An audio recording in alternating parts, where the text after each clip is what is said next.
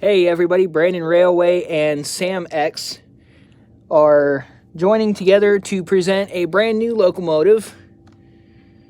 One that has just gotten out of the paint shops. I'm going to go ahead and fire this one up. It's, like I said, just out of the paint shops and everything, so there are a few details that need to be fixed or finished on it, such as handrails and stuff like that. But anyhow, here we go.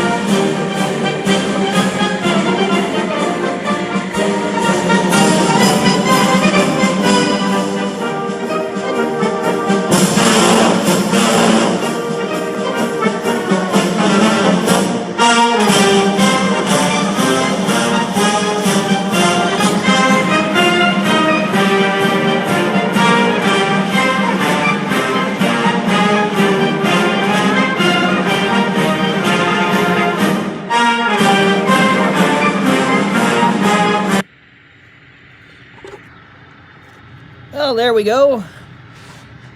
The brand new SAMX Veterans unit.